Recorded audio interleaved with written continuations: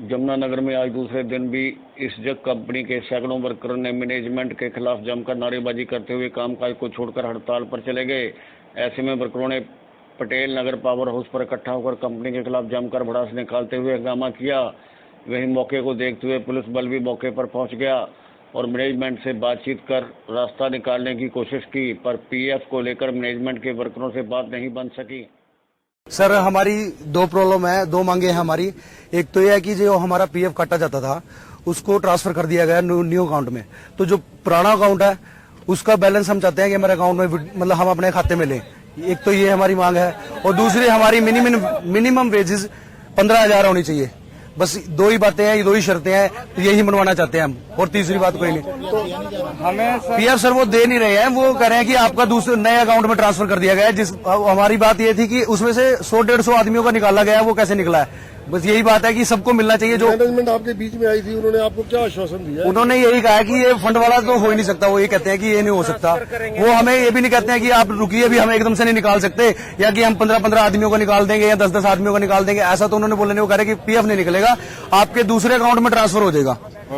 इसके लिए सब बंदे एग्री नहीं है। वो कहते हैं कि हमारा पीएफ हमें चाहिए, नया अकाउंट जो चालू हुआ है उसमें हम ट्रांसफर नहीं चाहते। और दूसरा हमारी तनख्वाह कम है जी, वो उसके लिए हम इसीलिए हम सिर्फ अभी इकट्ठे हुए हैं हड़ताल के लिए, इसीलिए हड़ताल करी गई है। आज दूसरा दिन है भाई। अगर जो हमारी मांगे नहीं मानी जाती तो क्या करोगे सर? कोई काम पे जाने को तैयार ही नहीं है। हाँ जी, कंपनी ने 2 महीने से हमें कुमार, एक तो कंपनी ने हमें बगैर बताए हमें सारों को लेफ्ट कर दिया, निकाल दिया 2 महीने वास्ते, ठीक है। और उसके बाद हमारे कई भाइयों का पैसा प्रोविडेंट फंड का खाते में आ चुका है उनके, और आधे भाई रह गए हैं।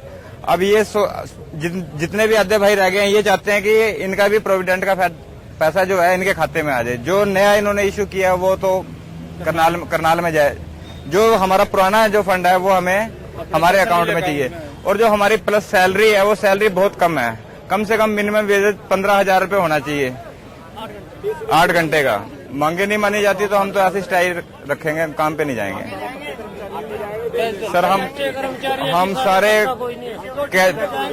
कॉन्ट्रैक्ट बेस पे थे, पहले कंपनी ने कैजुअल लिए हुए थे, अब बिल्कुल लेफ्ट कर दिया, अब ठेकेदारी के खाते में डाल दिया।